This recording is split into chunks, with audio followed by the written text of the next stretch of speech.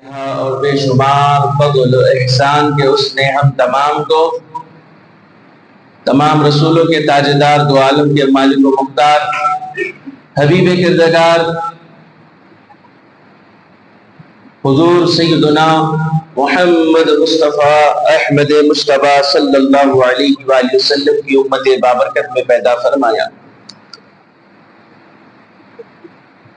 حضرات، جیسا کہ ہم اور آپ سبھی جانتے ہیں کہ ہم اس رمضان مبارک کے آخری عشرے سے گزر رہے ہیں اور یہ مہینہ چند دنوں میں اختتام پذیر ہو جائے گا۔ کچھ دن ابھی باقی ہیں۔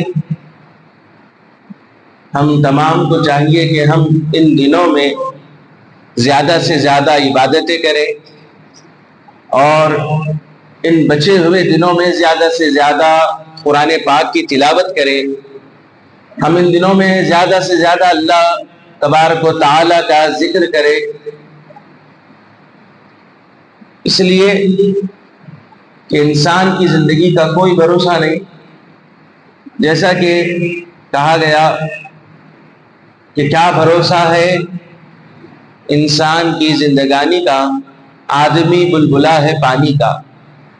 یعنی کوئی وقت اور کوئی ٹائم نہیں ہے کہ موت فلاں وقت پر آئے گی۔ موت کا کوئی وقت طے نہیں ہے، جب آنی ہے آ کر رہے گی، ہمیں پتہ نہیں ہے۔ تو ہم کو چاہیے کہ ہم اس رمضان کے بچے ہوئے دنوں کو، جو وہ ایام ہے، یہ وہ عشرہ ہے، تیسرا عشرہ دوزخ سے آزادی کا، یہ وہ عشرہ ہے جس میں اعتکاف ہے، یہ وہ عشرہ ہے جس میں صدقہ فطر کا بھی حکم آیا ہے، یہ وہ عشرہ ہے جس میں خود رسول اللہ صلی اللہ علیہ وآلہ وسلم کثرت سے قرآن پاک کی تلاوت فرمایا کرتے تھے۔ حضور پاک علیہ السلام خود اس مہینے میں کے آخر عشرے میں کثرت سے نمازیں ادا فرماتے تھے۔ حضرت ام المومنین بی بی عائشہ صدیقہ رضی اللہ تعالی عنہا فرماتی ہیں کہ رسول اللہ صلی اللہ علیہ وسلم جب رمضان کا آخری عشرہ آتا تو آپ عبادت کے لیے کمر کس لیتے، یعنی اور زیادہ عبادت میں آپ مشغول ہو جایا کرتے۔ تو یقیناً یہ رسول پاک علیہ السلام کا عمل بھی ہمارے لیے نمونہ ہے کہ ہم اس رمضان کے آخری دنوں کو بھی اسی طرح جوش و خروش کے ساتھ عبادت اور قرآن پاک کی تلاوت اور ذکر و اذکار کے ذریعے گزار دیں، بلکہ پہلے سے زیادہ جذبہ و شوق ہونا چاہیے۔ اللہ تعالی ہم تمام کو زیادہ سے زیادہ عبادت کرنے کی توفیق عطا فرمائے، آمین۔ معزز و مکرم حاضرین کرام، عزیزان ملت اسلامیہ، یقیناً یہ رمضان کا مہینہ، اس کا لمحہ لمحہ رحمتوں اور برکتوں والا ہے۔ یہ وہ مہینہ ہے جس میں رب تبارک و تعالی خاص رحمتوں کا نزول فرماتا ہے۔ پھر اس مہینے کی آخری عشرے کی بات ہو رہی تھی، تو اس مہینے کے آخری عشرے میں شب قدر جیسی رات بھی ہے، جہاں اس آخری عشرے کو دوزخ سے آزادی کا ذریعہ بتایا، پھر یہی عشرے میں شب قدر کو بھی اللہ نے رکھا۔ اور پھر سرکار دو عالم علیہ السلام نے فرمایا کہ شب قدر کو رمضان کے آخری عشرے میں تلاش کرو، اس کی طاق راتوں میں تلاش کرو فرمایا۔ چنانچہ شب قدر کے جو ظاہر نہ کرنے کی بات آئی، فرمایا گیا سرکار دو عالم علیہ السلام شب قدر کی نشاندہی کرنے کے لیے، اس کو ظاہر کرنے کے لیے کس دن ہے، کس تاریخ کو ہے بتانے کے لیے جب آپ تشریف لائے تو دیکھا کہ دو لوگ آپس میں بحث کر رہے تھے شب قدر کی۔ تو ہوا یہ کہ سرکار دو عالم علیہ السلام حکم خدا کے مطابق آپ نے شب قدر کو ظاہر نہیں فرمایا، بس اتنا فرمایا کہ رمضان کے آخری عشرے میں اور اس کی طاق راتوں میں شب قدر کو تلاش کرو۔ تو پتا چلا کہ بغیر کسی وجہ سے، یعنی کوئی ایسی بات پہ بحث کرنا شروع کر دینا کہ کوئی اچھا کام نہیں ہے، اسی لیے کہا گیا کہ حکایت موجود ہے کہ ایک شیر اور ایک گدھے کے درمیان بحث و تکرار ہو رہی تھی. جب دونوں کی بات نہیں بنی، دونوں میں سے کوئی ایک کا فیصلہ نہیں ہوا، تو انہوں نے ایک بزرگ کی طرف گئے، اللہ والے کے پاس. ان سے کہا کہ اے اللہ کے نیک بندے، ہم دونوں میں بحث و تکرار ہو رہی ہے کہ میں کہتا ہوں کہ آسمان جو ہے نیلا ہے، شیر کہہ رہا ہے، اور گدھا کہتا ہے کہ میں کہتا ہوں کہ یہ آسمان نیلا نہیں ہے، یہ پیلا ہے. تو بزرگ نے جب یہ بات سنی تو آپ نے کہا کہ شیر کو ڈانٹا، کہا کہ تمہیں پتہ نہیں تم کس سے بات کر رہے ہو؟ یہ کہہ رہا ہے پیلا ہے تو آسمان پیلا ہی ہے. اس کے بعد جب گدھے نے بات سنی کہ اس کی حق میں فیصلہ ہوا، خوش ہو کر وہاں سے نکل گیا. شیر وہیں رہا. بعد میں اس اللہ کے نیک بندے سے کہنے لگا کہ آپ کو بھی معلوم ہے آسمان نیلا ہے، مجھے بھی معلوم ہے آسمان نیلا ہے، پھر بھی آپ نے مجھے ڈانٹا اور اس کی طرف فیصلہ دے دیا. تو اس اللہ والے نے، نیک بندے نے کہا کہ تو جانتا نہیں ہے، تو شیر ہے، تو جنگل کا راجا ہے، اور تیرے مقابل جو بحث کر رہا تھا وہ کون تھا؟ شیر نے کہا وہ تو گدھا تھا. تو بتا گدھے سے کوئی بحث کرتا ہے؟ لہذا اس سے پتا چلا کہ علم کا ہونا کمال ہے، لیکن اس کے ساتھ حکمت کا ہونا بھی ضروری ہے. اس لیے کہ کوئی اگر بات پہ اڑ جائے، کوئی جہالت پر اتر آ جائے، تو ضروری نہیں کہ ہم بھی جہالت پر آ جائیں. تو اسلام اس طریقے سے تعلیم دیتا ہے. تو یہ تو خیر ایک حکایت ہے، ورنہ ہمارے سامنے رسول کائنات صلی اللہ علیہ وآلہ وسلم کی مبارک زندگی ہے. آپ کی سیرت اللہ نے فرمایا، رسول پاک علیہ السلام کے اخلاق کو ہمارے لیے نمونہ قرار دیا، مثال قرار دیا. سرکار دو عالم علیہ السلام کی بارگاہ میں ایک غیر ایمان والا شخص آیا اور حضور پاک علیہ السلام کی شان میں گستاخی کرنے لگا. حضور پاک علیہ السلام اس کی اس بے ادبی کو سنتے رہے، یہاں تک کہ حضرت ابوبکر صدیق رضی اللہ تعالیٰ عنہ حاضر ہوئے. آپ جب حاضر ہوئے، دیکھا کہ وہ حضور کو برا بھلا کہہ رہا ہے، تو آپ نے اس کو کہنا شروع کر دیا، اسے ڈانٹنا شروع کر دیا. تو بہرحال حضور پاک علیہ السلام وہاں سے نکل آئے، اور حضرت ابوبکر نے جب حضور کی اس خاموشی کو دیکھا تو پوچھا کہ یا رسول اللہ کیا بات ہے؟ میں تو آپ کے خلاف وہ کہہ رہا تھا، میں اسے ڈانٹ رہا تھا، بات کیا ہو گئی؟ تو سرکار دو عالم علیہ السلام نے فرمایا جب تک کہ وہ مجھے جو کچھ کہہ رہا تھا اس کا جواب میری جانب سے اللہ تبارک و تعالیٰ نے دو فرشتوں کے ذریعے دلوا رہا تھا، اور جیسے ہی تم نے آ کے کہا تو وہ دو فرشتے رک گئے اور وہ واپس اللہ کی بارگاہ میں چلے گئے. تو پتہ یہ چلا کہ بندہ اگر برداشت بھی کرتا ہے، صبر بھی کرتا ہے، تو اللہ کی طرف سے اس کو مدد حاصل ہوگی. تو بہرحال لیکن یہاں پر حضرت صدیق اکبر کا کرنا جو تھا یہ غلامی کا حق تھا، جو حضور کی شان میں گستاخی کرنے والا کر رہا تھا، تو جذبہ ایمانی حضرت ابوبکر صدیق کا سر چڑھ کر بول رہا تھا، وہ آپ آگے بڑھ کر برداشت نہ کیے اور اس کو ڈانٹنا شروع فرما دیا. تو بہرحال معزز و مکرم حاضرین کرام، تو یہ رمضان مبارک کا آخری عشرہ، ہم تمام کو چاہیے کہ زیادہ سے زیادہ عبادتیں کریں، زیادہ سے زیادہ اس مہینے میں خیر خیرات کریں، زیادہ سے زیادہ اس مہینے کے آخر عشرے میں جس سے ہم گزر رہے ہیں ضرورت ہے کہ اس میں زیادہ سے زیادہ اللہ کی عبادت کریں، اور پہلے سے زیادہ اور مزید اہتمام ہو، جذبہ و شوق میں اضافہ ہونا چاہیے. ہوتا یہ ہے کہ انسانی فطرت کا تقاضا ہے، شروع میں ہر چیز کا جذبہ اور شوق ہوا کرتا ہے. اسی طرح رمضان کا مہینہ آتا ہے تو ہم دیکھتے ہیں کہ مساجد کی صفیں بھر جایا کرتی ہیں، ہر طرف شور و غل زیادہ ہو جاتا ہے، جذبہ و شوق بڑھ جاتا ہے. لیکن جیسے جیسے رمضان کے دن بڑھتے جاتے ہیں، رمضان ختم ہونے کے قریب آتے رہتا ہے، اس لحاظ سے لوگوں کے شوق و جذبے میں کمی ہوتی ہے.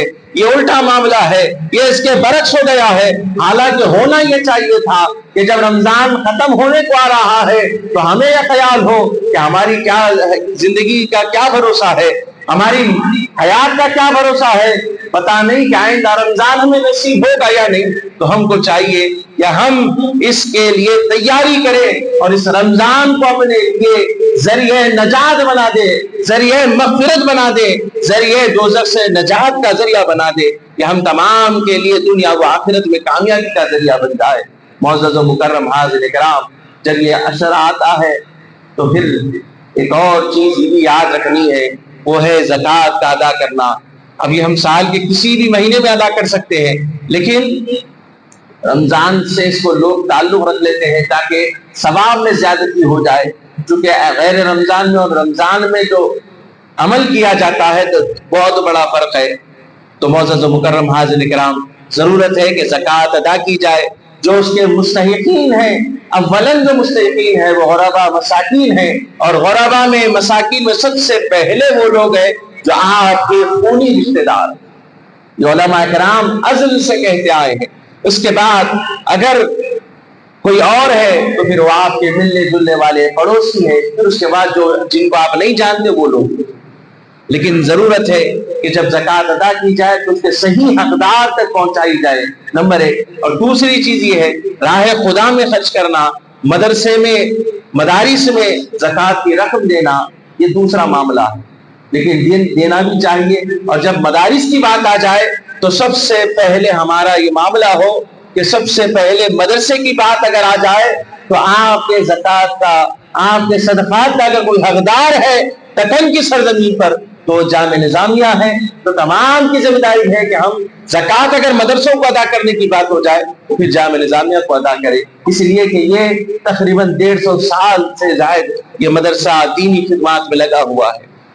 ہزاروں لاکھوں علماء، حفاظ، مفتیان کرام وہاں سے فارغ ہوئے ہیں اور آج دنیا کے کونے کونے میں خدمت انجام دے رہے ہیں۔ تو یہ ہم تمام کا فریضہ ہے۔ یہ وہ مدرسہ ہی نہیں ہے کہ جس نے علماء کرام کو، حفاظ کرام کو جنم دیا، پیدا کیا، بلکہ یہ وہ جامعہ ہے، یہ وہ عظیم قلعہ ہے جس نے ہمارے عقیدت کی بھی حفاظت کی ہے، یہ وہ عظیم قلعہ ہے جس نے ہمارے عقائد کی، ہمارے ایمان کی حفاظت کا کام کیا ہے۔ اور وہاں ایسے ایسے علماء کرام پیدا ہوتے رہے جو ہر دور میں آنے والی بدعقیدگی کو، کفر کا خاتمہ کرنے کے لیے کوششیں کرتے رہے۔ اور ان تمام میں جو سب سے ان تمام کے استاد ہے، امام ہے، وہ کوئی اور نہیں بلکہ حضرت امام محمد انوار اللہ فاروقی فضیلت جنگ علیہ رحمت الرحمن کی ذات قدسیہ۔ آپ نے اپنی ساری زندگی اور اپنے سارا وقت دین کی خدمت کے لیے آپ نے وقف فرما دیا، حتیٰ کہ جامعہ کی عظیم بنیاد اللہ کے رسول پاک علیہ السلام کے حکم پر آپ نے رکھی، جس کی بنیاد آقا علیہ السلام نے آپ نے حکم فرمایا۔ تو بہرحال معزز و مکرم حاضرین کرام، اور دوسری چیز یہ ہے کہ آخری عشرہ آ جاتا ہے تو صدقہ فطر، اور اس معاملے میں یہ یاد رکھ لیں صاحب نصاب کے لیے بتایا گیا کہ 52.5 تولے چاندی صدقہ فطر کے لیے، کہ جو صاحب نصاب ہے صدقہ فطر ادا کرے۔ اور صدقہ فطر کیا ہے؟ فرمایا گیا کہ جو ہمارے روزوں میں جو کوتاہی ہوئی ہے، جو لغزشیں ہوئی ہے، اس کا عوض ہے فرمایا صدقہ فطر۔ اور یہ کس کو ادا کرنا ہے؟ یہ انہی جس کو زکوٰۃ ادا کرتے ہیں، صدقہ فطر بھی انہی لوگوں کو ادا کرنا ہے، مالدار کو ادا نہیں کیا جائے۔ اسی طرح معزز و مکرم حاضرین کرام، اب اس کی مقدار کیا ہے؟ اس بارے میں ہمارے علماء کرام، دکن کے جو علماء کرام کی جو تحقیق ہے اس کے مطابق 1.25 کلو گیہوں، جس کے آج کے دور میں جو ہے 90 روپے، اور اگر اللہ نے کسی کو ایسا نوازا ہے کہ ان کے نزدیک 500,000 کی کوئی قیمت نہیں ہے، حقیقت میں ہوتا کہ ایسے زیادہ مالدار ہے، تو پھر وہ 90 روپے صدقہ فطر ان پر نہیں ہوگا، بلکہ ان پر 1100 یا اس سے مزید جیسا کہ کھجور یا پھر کشمش کے اس انداز میں وہ صدقہ فطر ادا کرے۔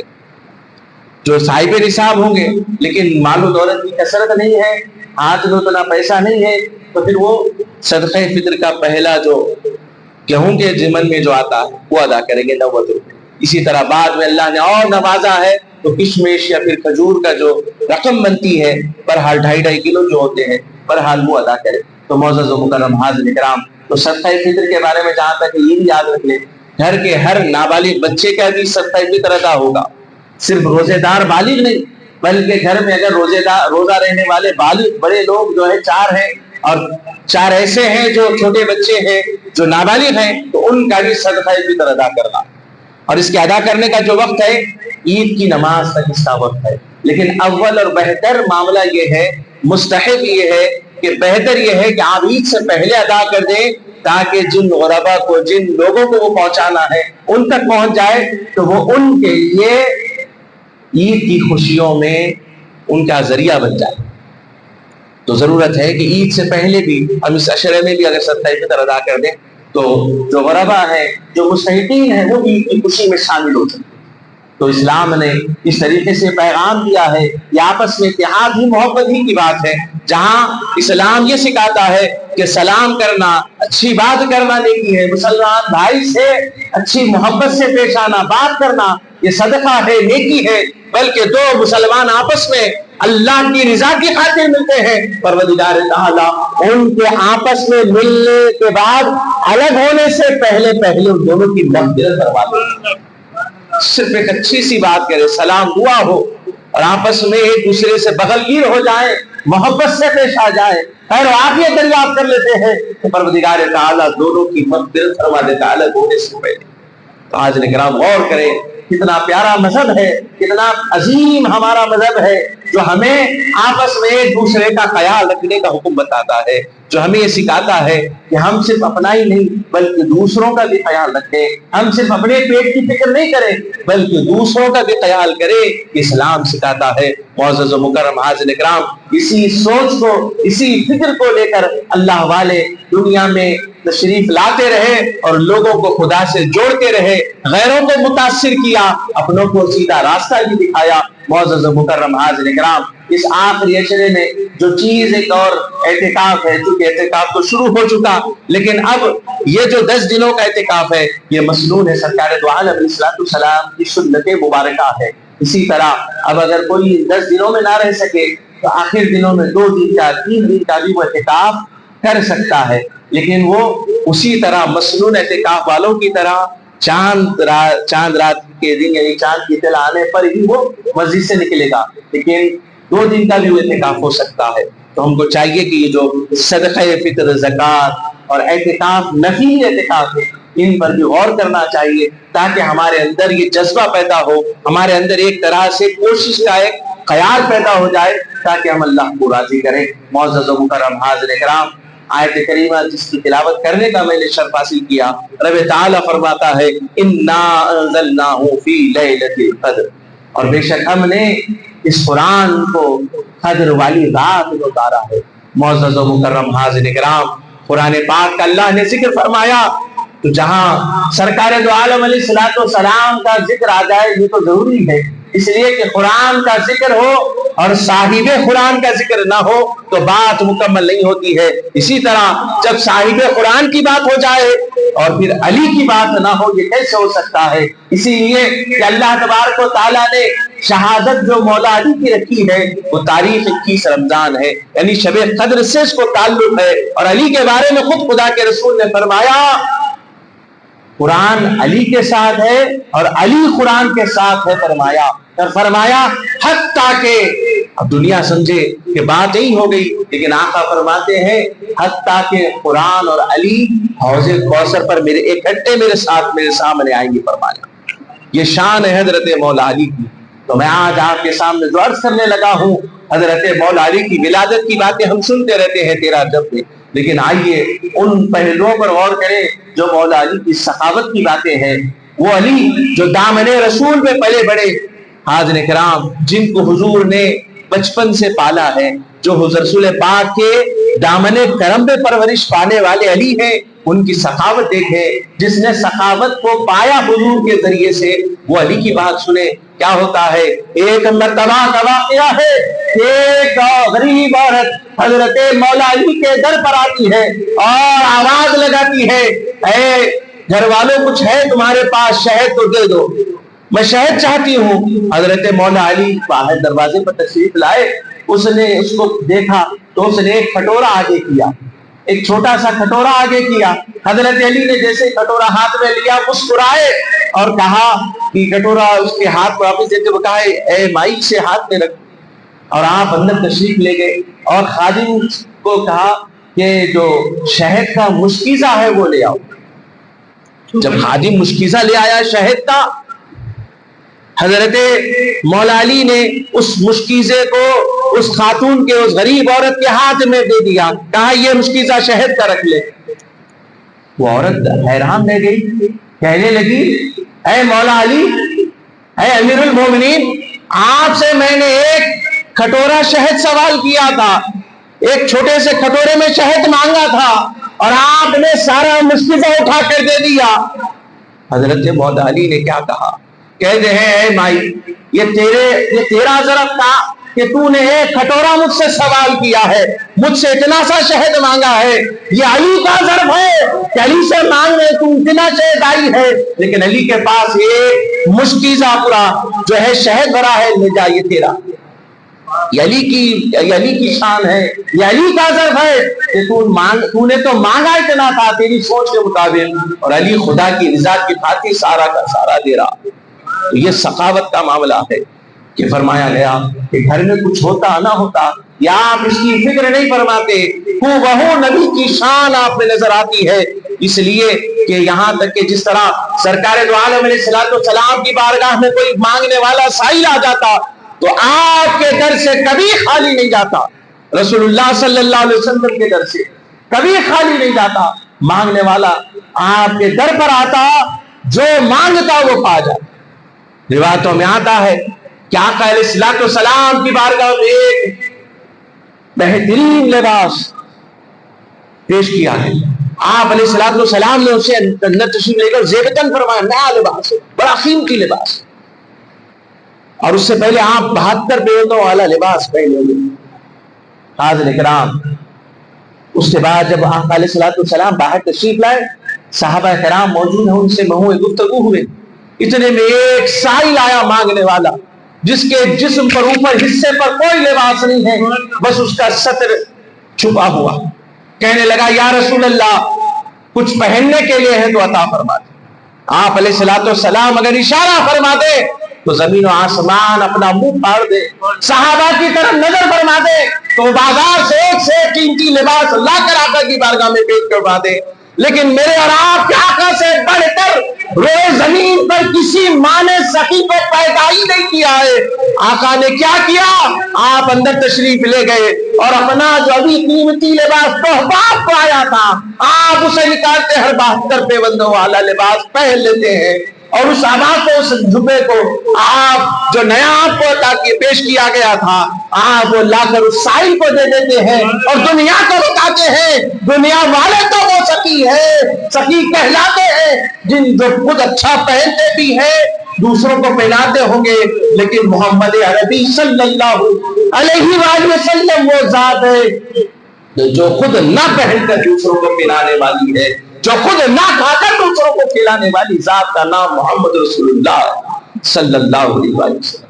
قربان جائیں حاضرین کرام، اسی پیغام کو اگر آپ دیکھنا ہو، نبی کی ہو وہ تصویر کو دیکھنا ہو، تو آؤ علی کی شہادت کا چرچا اس سے بہتر کیا ہو سکتا ہے کہ ایک مرتبہ علی کے پاس 4 درہم تھے.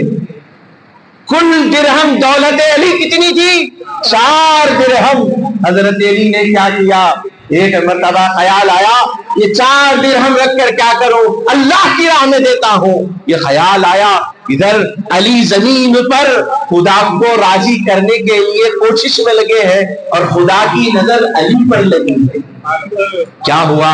قرآن نے کہا الذین ينفقون اموالهم باللیل والنہار سرا وعلانیہ، کہ حضرت علی کے بارے میں یہ آیت کریمہ نازل ہوئی، وہ لوگ جو اعلانیہ طور پر، خفیہ طور پر، رات میں دن میں اللہ کی خاطر خیرات کرتے تھے، اللہ فرماتا انہیں کوئی خوف نہیں ہوگا. چنانچہ مولا علی نے کیا کیا؟ وہ 4 درہم ایک اعلانیہ طور پر 1 درہم خیرات فرما دیا. پھر دوسرا درہم کیا کیا؟ چھپ کر کسی کو نہیں پتا ہو اس طرح خیرات فرما دیا. پھر 2 درہم بچ گئے، آپ نے ایک کو رات میں خیرات فرمایا اور ایک کو دن میں خیرات فرمایا. علی رسول اللہ کی بارگاہ میں آئے تو آقا علیہ الصلوۃ والسلام مسکرا رہے ہیں. لوگوں نے تعجب سے حضور کو دیکھنے لگے کہ کیا بات ہے، علی کو دیکھ کر حضور مسکرا رہے، پہلے بھی مسکرایا کرتے تھے، آج بھی مسکرا رہے. تو جب صحابہ کرام نے پوچھا یا رسول اللہ آج بھی علی کو دیکھ کر خوش ہو رہے، کیا بات ہے؟ اللہ کے رسول نے فرمایا دیکھو اگر کسی کو دیکھنا ہو 4 درہم 4 موقعوں پر خیرات کرتا زمین پر ہے اور چرچے آسمانوں پر ہوتے ہیں، آسمانوں پر ذکر چھڑ جاتا ہے، فرشتوں کی محفل میں خدا چھیڑ دیتا ہے. حاضرین کرام وہ علی جو دامن مصطفیٰ میں پلے بڑھے، جو آغوش مصطفیٰ میں تربیت پائی، اگر سیرت علی جو پڑھتا ہے گویا سیرت نبی پڑھتا ہے. علی کی زندگی پڑھ لے گویا نبی کی زندگی ہے. حاضرین کرام وہ علی جو 21 رمضان کو شہادت کا جام آپ نے نوش فرمایا. اور کون علی؟ علی عالم بھی ہے، علی حافظ بھی ہے، علی محدث بھی ہے، مفسر بھی ہے، معلم بھی ہے. حضور نے کیا فرمایا؟ فرماتے ہیں اگر کسی کو آدم کی شان، آدم والی شان دیکھنا ہو تو علی کو دیکھے. کہہ دیجئے سبحان اللہ. علی کے بارے میں فرمایا اگر کسی کو آدم کی شان دیکھنا ہو تو علی میں دیکھے، اگر کسی کو ابراہیم کی شان دیکھنا ہو تو علی کو دیکھے، اگر کسی کو اسماعیل کی شان دیکھنا ہو تو علی کو دیکھے، اگر کسی کو موسیٰ کی شان دیکھنا ہو تو علی کو دیکھے، اگر کسی کو عیسیٰ کی شان دیکھنا ہو تو علی کو دیکھے. یہ آقا فرما رہے. اور آقا کیا دعا کرتے ہیں یہ بھی ذرا سن لو. اللہ سے دعا فرماتے جب کبھی آپ سفر پر یا کسی کام کے لیے مہم پر تشریف لے جاتے تو اللہ سے دعا کرتے اے اللہ مجھے اس وقت تک موت نہ دے جب تک میں علی کے چہرے کو نہ دیکھوں. یہ آقا دعا فرماتے. حاضرین کرام حضرت علی مولا علی آپ کا خود ارشاد موجود ہے. آپ فرماتے ہیں کہ علم کے بارے میں فرمایا علم وہ ہے جو تمہاری حفاظت کرتا ہے. فرمایا علم وہ ہے جو تمہاری حفاظت کرتا ہے، اور فرمایا دولت وہ ہے جس کی تمہیں حفاظت کرنی پڑتی. اور آج بھی یہ دور اتنا آگے بڑھ گیا، آج بھی وہی حال ہے. علم ہماری حفاظت کرتا ہے اور دولت کی حفاظت ہمیں کرنی پڑتی. حاضرین کرام وہ دور تھا جہاں گھر میں آ کر لٹیرے گھس پڑتے تھے، لوٹتے تھے، راستے میں لوٹتے تھے. لیکن اب یہ وہ دور آ گیا جہاں ڈیجیٹل چور آ چکے ہیں. تو چور آج بھی ہے دولت کو لوٹنے والے. تو کہنے کا مقصد یہ ہے کہ علی کے قول میں کتنا دم ہے، ذرا غور کرنے کی ضرورت ہے.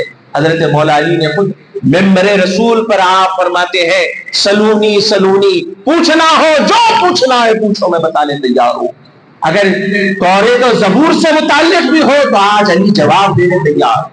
یہ علی کے علم کا کمال ہے. حضور نے خود فرما دیا، جب حضور نے کہہ دیا تو کون ہے جو حضور سے بڑھ کر کہنے والا ہو. حضور نے خود فرما دیا انا مدینۃ العلم وعلی بابها، میں علم کا شہر ہوں اور علی اس کے دروازے ہیں. حضور اس حدیث کے آخر حصہ جو ہے وہ بھی فرماتے ہیں، فرمایا کہ جس کو علم حاصل کرنا ہے وہ دروازے سے آتا ہے. اور فرمایا 2 مرتبہ دروازے سے گزرتا، ایک علم لینے کے لیے، پھر علم لیتا تو واپس جاتے. تو پتا چلا علی کے دروازے سے آنا بھی پڑے گا علم کے لیے، جانا بھی ہے تو علی سے ہو کر گزرنا پڑے گا. حاضرین کرام تو حضرت مولا علی کی شہادت بڑی پرسوز آپ کی شہادت ہے. اور کیسے ہوا؟ جب اختلاف کا دور دورہ ہوا ہر طرف اسلام کے اندر، اس اختلاف کا فائدہ دوسروں نے اٹھایا. اور آج بھی وہ دور ہے اور ہم آج اس مسئلے میں پڑے ہیں فلاں وہ ہے وہ جماعت کا یہ جماعت کا. حاضرین کرام اختلاف اپنی جگہ، ہاں اگر کوئی گستاخی کرتا ہے تو برداشت نہیں کرے. میں ابھی بھی ہوش میں کر رہا ہوں، گستاخی ہم برداشت نہیں کر سکتے. اور خصوصاً تم ہمارے باپ کو گالی دو گے تو ہم باپ کی گستاخی برداشت نہیں کر سکتے، تو پھر رسول اللہ کی گستاخی تو ہم کبھی کسی سے برداشت کرنے والے. ہمارے آقا کی شان میں گستاخی کرے، اگر ہمارا بھائی ہو ہماری اولاد ہو تو بھی وہی سزا ہوگی جو دوسروں کی بات. یہ مسلمان کا جذبہ اور یہ اس کا اصول ہونا چاہیے. یاد رکھ لو اگر باپ بن چکے تو یہ قاعدہ ابوبکر صدیق کے در سے بھی لے لیں، اس لیے کہ ہم علی کے در سے بھی لیتے ہیں، ابوبکر کے در سے بھی لینے والے. کبھی ادھر سے کبھی ادھر سے کام ہمارا نکلتا ہی ہے، نصیحت ہمیں مل ہی جاتی ہے، اسی لیے ہمارا بیڑا پار ہے۔ معزز و مکرم حاضرین کرام، حضرت ابوبکر صدیق رضی اللہ تعالیٰ عنہ اپنے صاحبزادے کے ساتھ ایک مرتبہ مہوی گفتگو تھے، بات چیت اس انداز میں چل رہی تھی کہ بیٹے ان کے کہہ رہے تھے اے بابا جان آپ میرے تلوار کے زد میں آ گئے تھے اس وقت جب آپ اسلام کی طرف سے تھے اور میں اسلام کے خلاف تلوار اٹھایا ہوا تھا، میں چاہتا تو آپ کو مار دیتا لیکن میں نہیں مارا اس لیے کہ آپ باپ ہیں۔ حضرت ابوبکر صدیق نے کہا اگر تو اس جگہ پر تھا اس لیے تو نے چھوڑ دیا، اگر اس موقع پر میرے ہاتھ میں تلوار ہوتی اور تو میری تلوار کی زد میں آتا تو میں یہ نہیں دیکھتا تو میرا بیٹا ہے، میں تیری گردن اڑا دیتا اس لیے کہ تو میرے رسول کا نہیں تھا۔ یہ حضرت ابوبکر صدیق کا جذبہ۔ تو حاضرین کرام، تو گستاخی ہے، اس سے بچنے کی ضرورت ہے۔ ہمیشہ اسی لیے کہا گیا ادب سب جو ہے اچھا بہترین قرینہ ہے سب قرینوں میں سے، با ادب با نصیحت۔ ادب جو ہے ضروری چیز ہے، ادب کے بغیر نہ عبادت قبول ہے نہ کوئی چیز قبول ہونے والی۔ ادب و احترام ضروری ہے۔ اسلام نے جو تعلیم دی، ایک سفید داڑھی والے اگر بزرگ بھی ہیں، ضعیف العمر شخص ہے تو ان کا احترام بھی لازم ہے، بلکہ ان کا احترام دوگنا ہوگا ان کے دوسرے کم عمر لوگوں کے مقابلے، اس لیے کہ ان کے چہرے پر سفید داڑھی۔ اور فرمایا گیا کہ وہ جب اللہ کے حضور بزرگ لوگ ہاتھ اٹھاتے ہیں تو اللہ ان کی سفید داڑھی کی وجہ سے لاج رکھ لیتا۔ تو پھر اب اس کے بعد اندازہ لگا اگر وہ نمازی ہو تو پھر ان کی دعا کے وارے نیارے ہو جائیں، وہ اگر عبادت گزار ہو، تہجد گزار ہو، نیک بندے ہو، اللہ کے محبوب بندے ہو تو پھر کیا کام ہو۔ ایک عام جو بزرگ عمر کو پہنچ چکا ہے، جس کے چہرے پر داڑھی کے بال سفید ہو چکے تو یہ عالم ہے، پھر عبادت گزار ہو تو کیا شان ہوگی اس کی۔ تو حاضرین کرام، کسی کو حقیر نہ جانے، اس لیے کہ ہماری نظر میں شاید کوئی دولت والا ہو، کوئی عزت والا ہو، لیکن اللہ کے حضور کوئی غریب ہوگا، نہ جانے اللہ کے نزدیک اس کا کیا مقام ہوگا، کیا ہوگا، ہم کوئی فیصلہ نہیں کر سکتے۔ تو بہرحال حضرت مولا علی کی شہادت کا میں واقعہ کرنے جا رہا ہوں۔ یہ وجہ یہ ہے کہ آخری عشرہ ہے اور رمضان جیسے ہی گزرتا ہے پھر ہم عام زندگی کی طرف لوٹ جاتے ہیں۔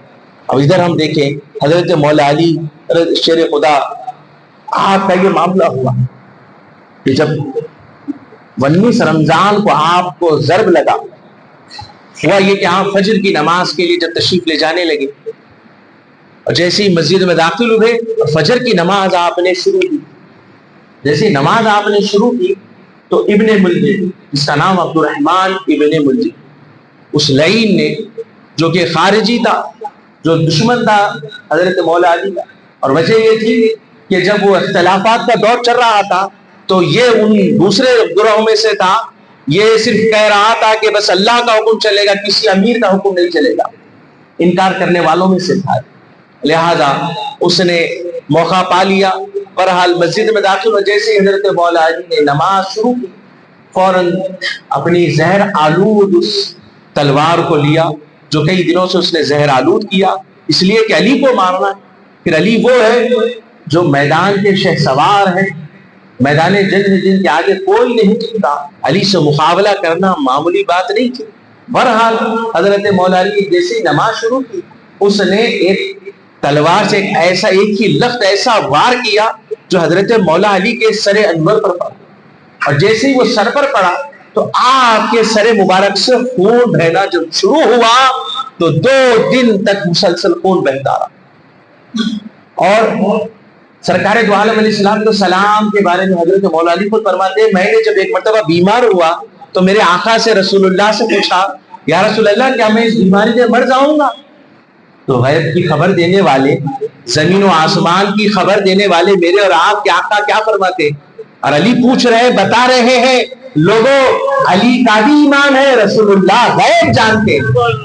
پوچھا تو سرکار نے فرمایا، علی تو بیماری سے نہیں مرے گا، تو بیماری سے نہیں مرے گا علی، تو اس وقت مرے گا راہ خدا میں مرے گا، شہادت کی موت تجھے آئے گی، اور مرے گا ایسے کہ تیری داڑھی خون کے رنگ سے رنگ جائے گا۔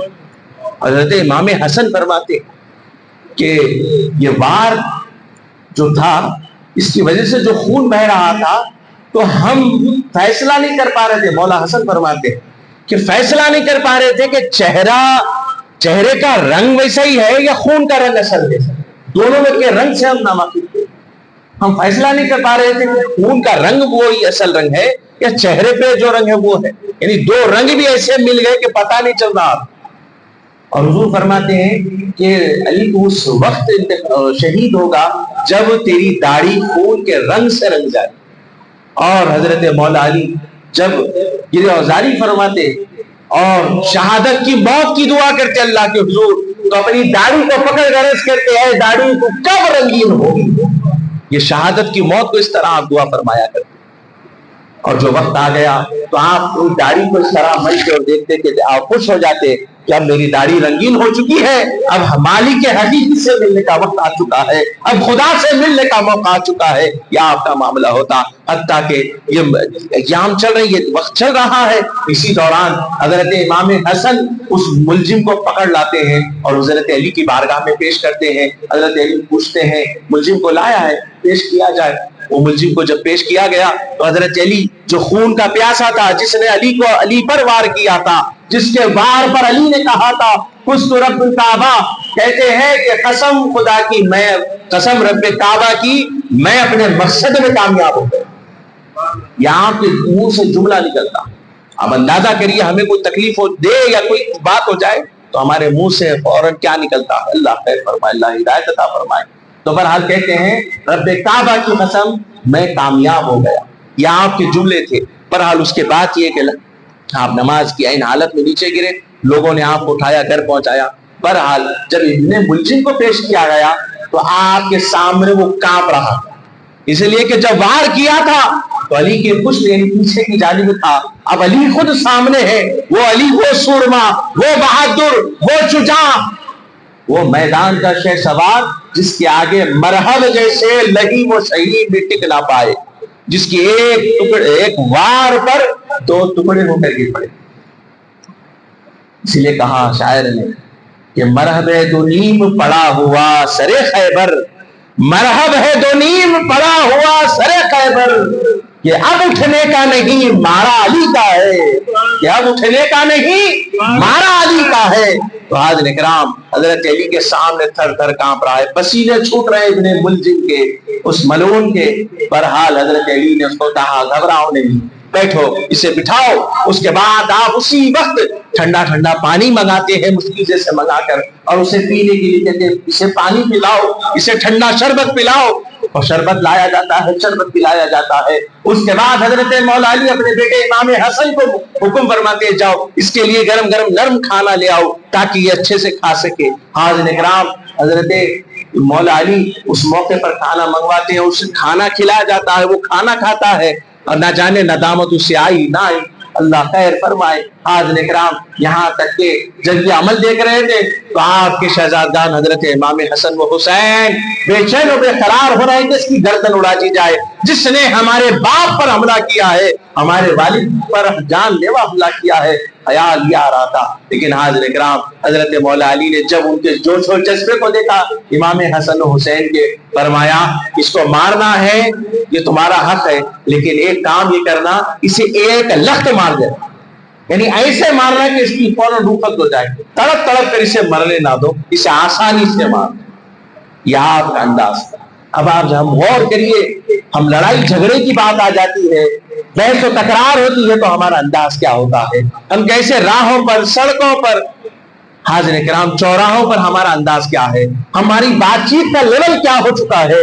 ہم کسی سے بات کر رہے ہیں, ہمارا سامنے مسلمان بھائی ہے, ہمارا وطنی بھائی ہے, اور ہمارا لہجہ کس طرح ہے. حاضر کرام آج یہ لہجے, اب اس پر روک کیوں ہے, اس سے منع کیوں کیا گیا؟ اس لیے کیا گیا کہ آپ ان لہجوں کو ادا کریں گے, آپ کے مرنے کے بعد بلکہ آپ کی زندگی میں آپ کا بیٹا آپ کے نقش قدم پر ہوگا. آپ جس طرح گالیاں دیں گے بعد میں وہ بھی گالیاں دینے والا بنے گا. اگر آپ کسی دکان پر جا کر سلام کریں گے, آپ کے ساتھ آپ کا بچہ ہوگا, وہ غور کرے گا کہ باپ کا طریقہ یہ ہے دکان پر جاتے ہی سب سے پہلے سلام.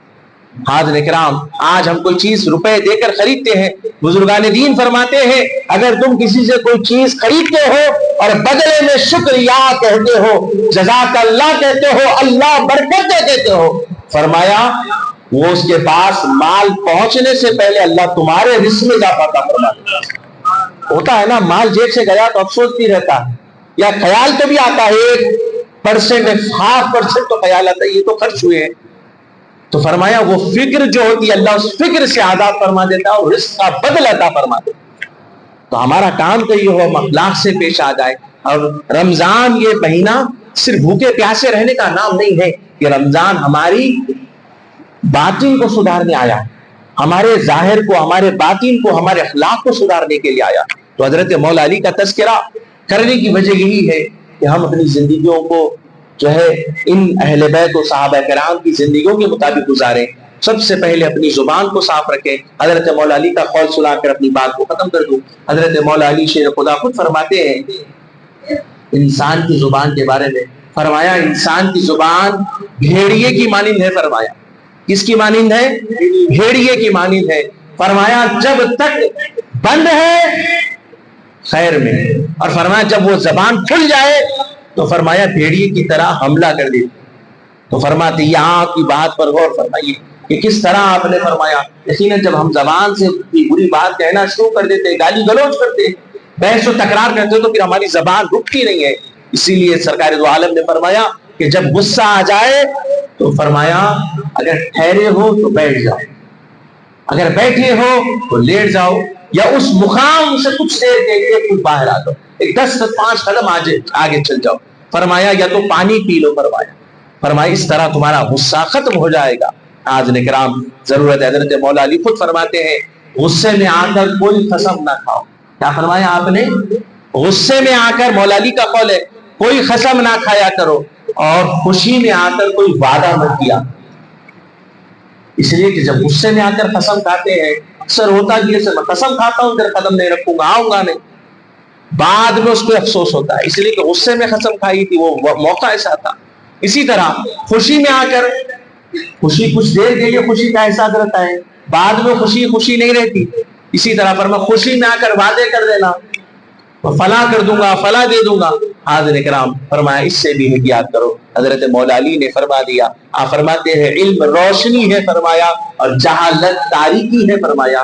آج ضرورت ہے کہ ہم اپنے بچوں کو دین و دنیا کی تعلیم دلائیں, خصوصاً قرآن پاک سے ان کا تعلق مضبوط کریں. ہم خود بھی قرآن پاک سے جڑ جائیں. یقیناً قرآن پاک کی تلاوت اس دنیا و آخرت میں ہمارے لیے ذریعہ نجات ہے. حضرت عیسیٰ علیہ السلام کی بات, ایک مرتبہ آپ جو ہے قبرستان سے گزر رہے تھے, دیکھا کہ قبر میں عذاب ہو رہا تھا. میں واقعہ سنا کر اپنی بات کو اختتام پر لا رہا ہوں.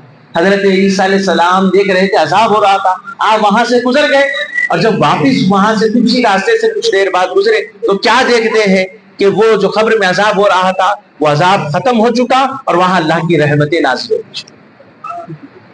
اب حضرت عیسیٰ علیہ السلام اللہ سے عرض کی پروردگار یہ کیا ماجرا ہے؟ ابھی کچھ وقت پہلے میں نے دیکھا کہ یہاں عذاب آ رہا تھا, اب یہ دیکھتا ہوں یہاں تیری رحمتوں کا نزول ہو رہا ہے. تو رب تعالیٰ نے فرمایا عیسیٰ یہ جو شخص تھا اس کی یہ مرتے وقت اس کی عورت جو ہے حاملہ تھی, اور جب یہ مر گیا اور اس کے مرنے کے بعد جب وہ اولاد بھی لڑکا پیدا ہوا تو اس کی ماں نے اسے ایک مکتب میں داخلہ کروایا, اور وہ مکتب میں گیا اور اس پر اس کے باپ پر ادھر گناہوں کی وجہ سے جو شرابی تھا عذاب دے رہا تھا. اور وہ بچہ جب مکتب میں داخل ہوا اور استاد کے آگے زاروئے تلمس پیش کیا, یعنی استاد کے آگے تعلیم حاصل کرنے کے لیے بیٹھ گیا, اور استاد نے اس سے کہلوایا پڑھ بیٹے بسم اللہ الرحمن الرحیم. رب تعالیٰ فرماتا ہے اے عیسیٰ جب اس کے استاد نے اسے بسم اللہ پڑھایا تو مجھے حیا آئی کہ اس کے باپ کو میں عذاب دے رہا ہوں, اور اس کا بیٹا ننھی زبان سے پتلی زبان سے مجھے کہتا ہے بسم اللہ الرحمن الرحیم, اللہ کے نام سے شروع جو نہایت مہربان رحم کرنے والا ہے. جس کا بیٹا مجھے رحمان الرحیم کہہ کر پکارے میں اس کے باپ کو عذاب دے رہا ہوں, میری رحمت کو گوارا نہ ہوا, میں نے فیصلہ کر لیا کہ اب اس کے باپ کی قبر سے عذاب اٹھا دیا جائے گا. تو آج ضرورت ہے کہ ہم قرآن کو نہ چھوڑیں, قرآن کا ساتھ نہ چھوڑے. یہی قرآن ہے جو علی کے ساتھ بھی آقا کے حوض پر موجود ہوگا. حدیث بھی پیش کر رہا ہوں, اگر کسی کو بات سمجھ میں نہ آئے, رمضان کا موقع ہے, علی کی بات کیسے ہو گئی, تو یاد رکھ لو علی وہ ہے فرماتے ہیں کہ میں اگر بسم اللہ کی تفسیر لکھنا شروع کر دوں تو اس کو لادنے کے لیے، اس کو ایک مقام سے دوسرے مقام لے جانے کے لیے 70 اونٹ بھی کم پڑ جائے. وہ علی ہے مفسر، محدث، وہ فقیہ ہے، وہ علی ہے جن کو علم کی ایسی شان اور عظمت اللہ کے رسول نے بذات خود عطا فرمائی کہ علی کی مثال ملنا محال ہے. معزز و مکرم حاضر اکرام، صحابہ کرام مسائل آ جاتے تو علی کے پاس آ کر اس مسئلے کا حل حاصل کرتے. تو کہنے کا مقصد یہ ہے کہ قرآن پاک سے تعلق مضبوط رکھے، اپنے بچوں کو بھی قرآن کی تعلیم دلائے، تجوید کے ساتھ پڑھنا ان کو سکھائے، اور اچھے معلم کا، اچھے استاذ کا انتخاب کرے. اس لیے کہ یہ قرآن پاک دنیا میں پڑھتے ہیں، یہ تو دنیا میں، گھر میں، دکان میں، ہر جگہ برکت ہے، لیکن یقین رکھیں کہ جب پڑھنے والے بچے دنیا میں پڑھتے ہیں، ماں باپ دنیا سے چلے جائیں، استاذ دنیا سے چلے جائیں، تو پھر یہ وہ ایصال ثواب بن جاتا ہے، یہ ثواب جاریہ بنتا ہے. اب اس کے پڑھائے ہوئے، اس کے ذریعے سے پڑھائے ہوئے جو طالب علم دنیا میں پڑھتے ہیں، اسے خبر میں ہمیشہ ثواب ملتا رہتا ہے. یہ جب جب قرآن کھولے گا، قرآن کو پڑھے گا، ماں باپ کو ثواب ملتا رہے گا، استاد کو بھی ملتا رہے گا. اور جو تعلیم دلوانے کا ذریعہ بنا تھا بیچ میں، جس نے مدرسوں کی حفاظت کی، مدرسوں کی مدد کی، تعاون کیا، اللہ تعالیٰ اس کو بھی عطا فرمائے گا. اب ضرورت ہے کہ ہم ان باتوں پر غور کریں اور کوشش کریں کہ ان باتوں پر عمل کرنے کی، قرآن سے تعلق مضبوط بنائیں. روزانہ کم از کم ایک رکوع قرآن شریف کی تلاوت کریں. اگر ترجمہ آتا ہے، اردو پڑھ سکتے ہیں تو پڑھ لیں، لیکن مسئلہ سوال ہو تو علماء سے ضرور رجوع ہو جائیں. خدارا Google, YouTube, chat G P T وغیرہ چکروں میں نہ پڑے. اگر یہی اتنا آسان ہوتا تو اللہ سے بہتر کون تھا، یہ آپ کو ذریعہ بنا دیتا. لیکن اللہ نے رسول کی ذات میں حقیقی تصویر پیش کر کر مثال رکھ دی کہ اگر علم حاصل کرنا ہے تو آج بھی وہی ذریعہ ہے. انسان کو انسان کے آگے ہی زانوے تلمس طے کرنا پڑے گا. حاضرین کرام، ضرورت ہے، اللہ رب العزت سے دعا ہے کہ ہم تمام کو جو کچھ کہا گیا، سنا گیا، کہنے سننے کے ساتھ ساتھ ہم تمام کو عمل